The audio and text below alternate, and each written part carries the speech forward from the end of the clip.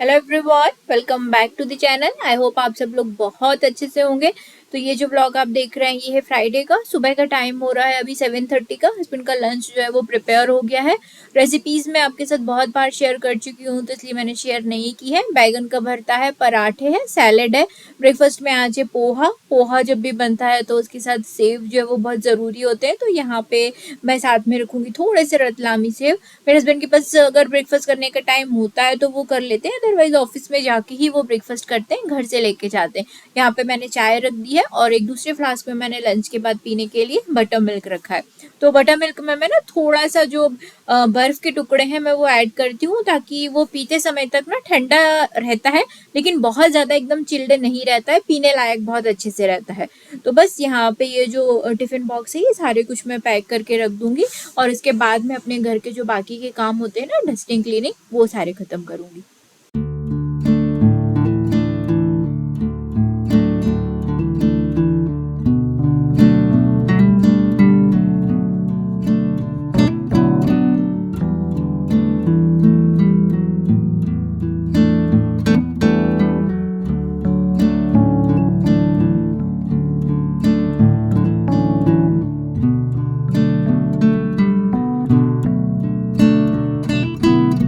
तो अभी देखिए ये 9:45 का टाइम हो रहा है और इस टाइम तक मैं अपने घर के जो काम होते हैं उनसे बिल्कुल फ्री हो जाती हूँ। अभी या तो मैं एडिटिंग करने बैठ जाती हूँ अपने वीडियो की, वॉइस ओवर या शेड्यूल करना, जो भी करना है वो मैं अभी करती हूँ, क्योंकि अभी से लेके ना लंच के टाइम तक अब मैं फ्री होती हूँ तो ज़्यादातर मैं अपना वीडियोस का ही काम करती हूँ।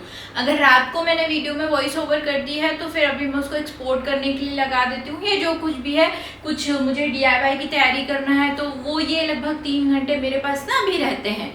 तो बस अभी, लेकिन आज मैं एडिटिंग और कुछ अभी नहीं कर रही हूँ क्योंकि मुझे अभी ना ड्रेसिंग टेबल को खाली करना है, क्योंकि आज कारपेंटर वाले भैया आने वाले हैं तो उनसे मुझे थोड़ा सा काम करवाना है, तो इसीलिए मुझे थोड़ी सी प्रिपरेशन करके रखनी है। तो अभी फ़िलहाल मैं वो करूँगी।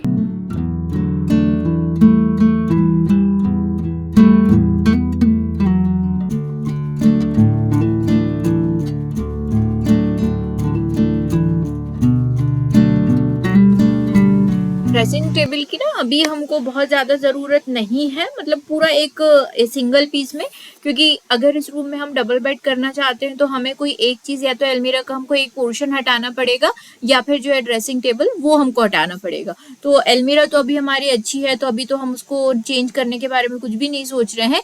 ड्रेसिंग टेबल है जो थोड़ा सा अभी हम सोच रहे हैं कि इसका कुछ हम यूज़ कर लेंगे, इसकी चीज़ों को अलग अलग यूज़ कर लेंगे, तो इसका चलिए थोड़ा सा मेकओवर हम करवा लेते हैं। तो उसके लिए जो काम मेरे से नहीं हो सकता उसके लिए मैं यहाँ पे कारपेंटर वाले भैया को मैं बुलाने वाली हूँ, तो उसके लिए खाली करना बहुत ज़रूरी है। अगर ये ड्रेसिंग टेबल भी हट जाएगा ना यहाँ से, तो यहाँ पे फिर हम आराम से डबल बेड जो है वो एक यहाँ पे लगा सकते हैं, सिंगल बेड को हटा के, या सोफ़ा कम बेड भी हम इसमें बहुत अच्छे से अरेंज कर सकते हैं। तो ड्रेसिंग टेबल का पूरा सामान कर लिया है हमने खाली, और उसको एक बार मैं अच्छे से क्लीन कर लूँगी क्योंकि रोज़ रोज़ रोज़ इस तरीके से ना क्लीन करना होता नहीं है।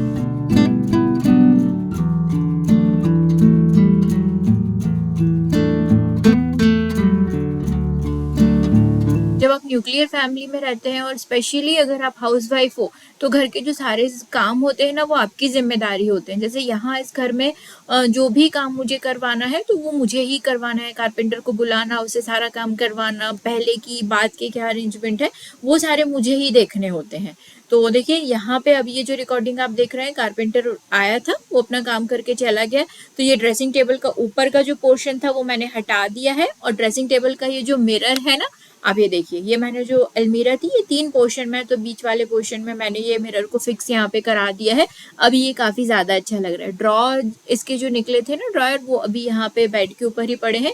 मुझे इनसे सामान अच्छे से देखना है, जो सामान यूज़ का नहीं है वो मैं मतलब बिन में डाल दूंगी, और जो सामान यूज़ का है वो मैं अच्छे से देख के रख लूँगी। हालांकि मेरे पास बहुत ज़्यादा एक्स्ट्रा कुछ सामान ना ड्रेसिंग टेबल में नहीं होता। ड्रेसिंग टेबल का ऊपर का जो पोर्शन था देखिए, उसको इस तरीके से दीवार में मैंने हैंग करवा दिया है। तो अब इसमें बहुत अच्छे से चीज़ें रखी जा सकती हैं। चौड़ाई बहुत ज़्यादा इसकी नहीं थी, लेकिन आराम से ये ना हैंग हो गई है यहाँ पे। किचन में मैंने थोड़ा सा काम कराया, इस तरीके से मैंने यहाँ पे ये एक फ्लोटिंग जो टेबल है वो मैंने बनवाया है। नीचे मैंने ब्रैकेट्स लगाए हैं, जिसको आप चाहें तो इस तरीके से बंद कर सकते हैं, और फिर इस तरीके से आप इसको खोल दीजिए तो ये एक पूरा टेबल बन जाता है।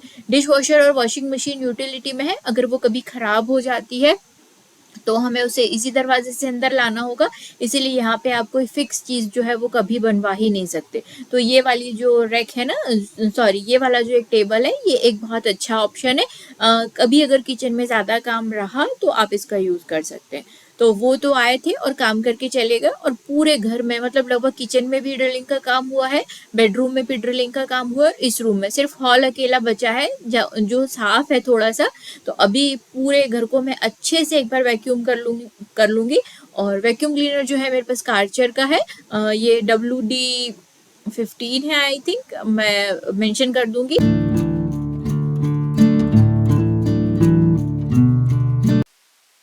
वैक्यूम क्लीनर मेरे लिए एक बहुत बड़ा टाइम सेवर है। घर में भले डिश वॉशर हो या ना हो, बट वैक्यूम क्लीनर जो है वो होना ही चाहिए। तो ये ड्राई और वेट दोनों है।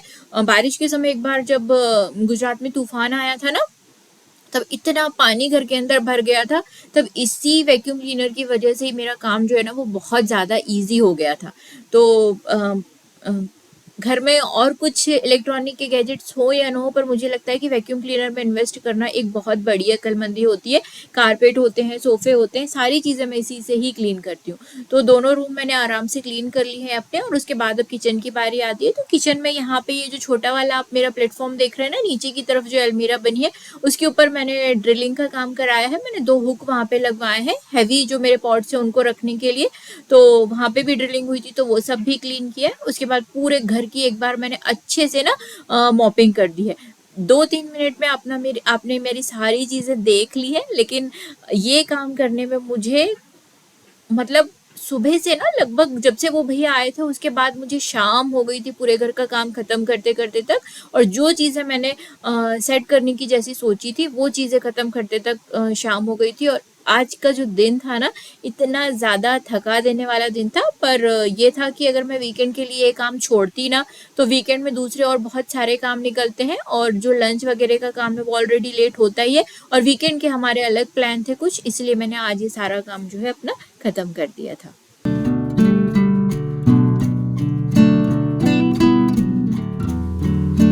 अभी लगभग ना 3:30 बजे का टाइम हो रहा था, और भैया जो थे वो 1 बजे 1:30 बजे के करीब चले गए थे। फिर मैंने अपना लंच किया।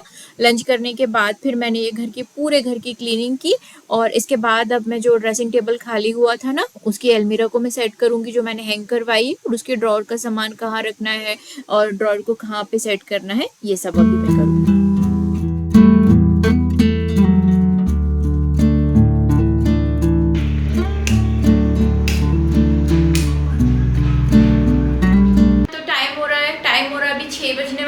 और मैं जस्ट अभी जा रही हूँ गांधीनगर। मैं अभी शावर लेके आई हूँ। देखिए पसीने, आप कितना पसीना आ रहा है, बहुत ज़्यादा काम हो गया है आज।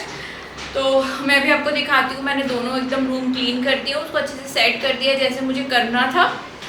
और गांधीनगर मुझे जाना है, तो वो मैं भी आपको बताती हूँ कि मैं क्यों जा रही हूँ। तो चलिए पहले मैं आपको जो रूम है ना वो मैं आपको दिखा देती हूँ।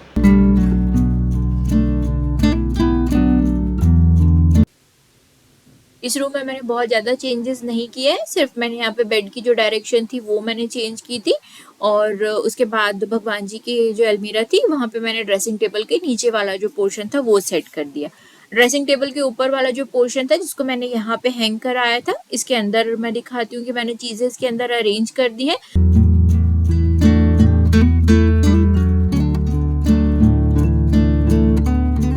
बहुत ज़्यादा चीज़ें नहीं है। तो एक साइड में ये पाउच मैंने वेलक्रो से लगा के रखा था जिसमें सारे कोम वगैरह रख दिए। ऊपर एक मैंने हैंगिंग का स्टिकर वाला इसमें लगा दिया है, तो मैंने अपने बैंड्स वगैरह इसमें जो है वो हैंग कर दिए हैं मैंने सारे कुछ।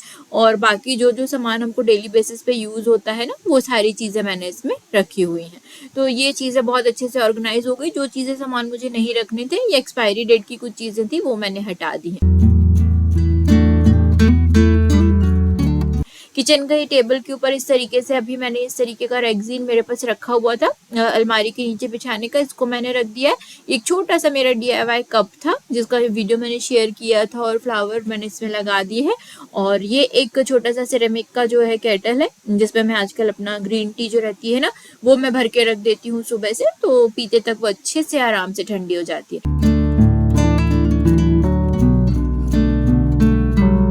नीचे स्टूल के ऊपर आप बर्तन भी रख सकते हैं, बार बार आपको बाहर जाने की जरूरत ना नहीं पड़ती। टाइम हो रहा है, अभी बज रहे हैं 8:40 हो गए हैं अभी, और हम लोग जस्ट अभी थोड़ी देर पहले ही आए हैं।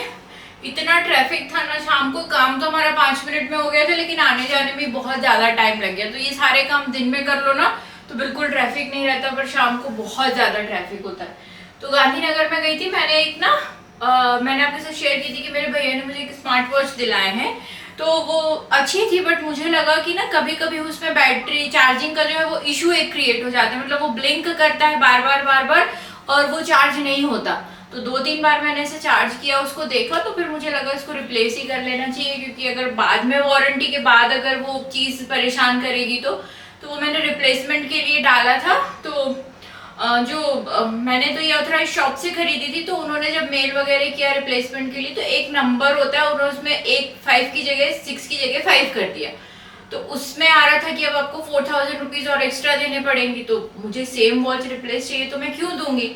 तो उस चक्कर में मैं आज सुबह से मैं ना लगी हुई थी, मतलब कस्टमर केयर में कॉल करना, तो 1.5-2 घंटे बात करने के बाद ये प्रॉब्लम मिली कि आपने मेल में गलती की है, मतलब जो शॉप थी ना उन्होंने गलती की है मेल लिखने में। तो फिर उन्होंने सब वो करेक्शन वगैरह किया, फिर उन्होंने मुझे नया PRP कोड भेजा। तो अब जाके फिर मैं फाइनली अपनी जो नई वाली वॉच है ना वो मैं अभी जाके लेके आई हूँ। तो मैं लेकर आई हूँ जब से मैंने इसको बहुत ज़्यादा पहन भी नहीं पाई हूँ, और लगभग 10-12 दिन के बाद ही मैंने इसको रिप्लेसमेंट के लिए दे दिया था। फिर गई तो प्रोसेस होने में थोड़ा सा टाइम लगा, बट टाइटन के साथ मेरा पहला ये एक्सपीरियंस था ये। तो अब देखते हैं, बहुत अच्छा नहीं रहा, क्योंकि मुझे ना बहुत बार बार कॉल करने पड़े कस्टमर केयर में, इतनी इजीली कॉल लगता भी नहीं है। स्मार्ट वॉच वाला जो सेक्शन है ना उसमें लगभग आधा 1-1 घंटा मैंने अपना कॉल जो है ना वो होल्ड पे मैंने रखा है कि लग जाए, बिजी है। तो फाइनली आज इसका ये काम खत्म हो गया। तो अभी इसमें नई वाली वॉच में आज से मुझे वारंटी जो है वो साल भर की मिली है। तो अब चलिए, तो बस खाने में ऐसे मुझे कुछ बनाना नहीं है, सुबह के बैगन का भरता भी रखा है, तो मैं अभी गर्म रोटियां सेकूंगी। आज का मेरा पूरा दिन बहुत ज़्यादा बिजी होने वाला है, इसलिए मैंने खाने की जो तैयारी थी वो सुबह ही की करके रख दी थी। आटा भी मैंने सुबह ही आज एक्स्ट्रा लगा के रख दिया था मॉर्निंग में, और बैगन का जो भरता है वो भी मैंने एक्स्ट्रा बनाया था। अच्छा, आते आते मैं अभी यहाँ पे गुजरात में ना गोटे बोलते हैं, वो जो होते हैं वो बेसन के और मेथी के ना वो मंगोड़े टाइप होते हैं, यहाँ पे उसको गोटे बोलते हैं। तो आते आते यहाँ पे एक शॉप होती है इस्कॉन गाठिया, तो वहाँ पे मैं वो गोटे खा के आई थी। तो मेरा तो डिनर वही हो गया था आज। हस्बैंड ने नहीं खाया था, तो हस्बैंड को उतने ज़्यादा पसंद नहीं है वो, तो मैं हस्बैंड के लिए यहाँ पे रोटी और बैगन का भरता है वो प्रिपेयर कर दूंगी। आटा मैं फ्रिज से निकाल के नहीं गई थी, तो ये एक टिप है कि अगर आप आटा बहुत ज़्यादा ठंडा है ना तो रोटियाँ खिंचती हैं उसकी, तो आटे को आप 20 मिनट के लिए ना माइक्रोवेव में रख दीजिए 20 सेकेंड के लिए। तो आटा जो है वो एकदम रूम टेम्परेचर पे आ जाता है, और फिर ऐसा लगता है जैसे आपने अभी इसको ना अच्छे से नीड किया है। तो कभी अगर ऐसा कुछ हो तो ये टिप का यूज़ करके आप ज़रूर देखिएगा। तो बस यहाँ पे मैं पहले तो रोटियां सेक दूंगी, बैगन का भरता जो है मैं गरम कर दूंगी, हस्बैंड गरम गरम ही खा लेंगे।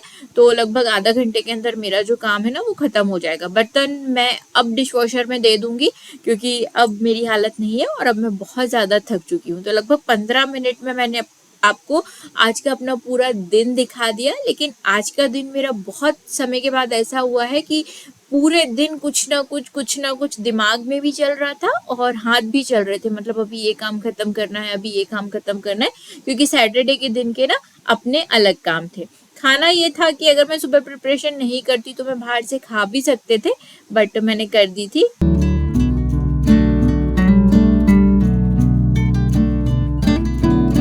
तो चलिए इस वीडियो को करते हैं यहीं पर एंड। वीडियो थोड़ा सा भी पसंद आया हो तो लाइक शेयर ज़रूर कीजिएगा। पहली बार देख रहे हैं तो सब्सक्राइब करना मत भूलिएगा। अच्छा, एक छोटा सा सजेशन और मैं आपसे चाहती हूँ कि मैं अपने चैनल का जो नाम है ना वो मैं चेंज कर रही हूँ, बिकॉज मैं डेली ब्लॉग डालती हूँ, तो मैं उसका नाम कुछ इसी तरीके से बदलने का सोच रही हूँ कि मैं बरखा के फंडे से उसको और चेंज कर देती हूँ। तो कोई अगर आपके पास नाम हो तो नाम सजेस्ट कीजिएगा, अदरवाइज अगले वीडियो में मैं आपको बताऊंगी कि मैंने अपने चैनल के बारे में ना क्या नाम सोचा है। तो चलिए वीडियो को यहीं पर करते हैं end. Till then take care, bye bye. Like share subscribe करना मत भूलिएगा। Thank you for watching.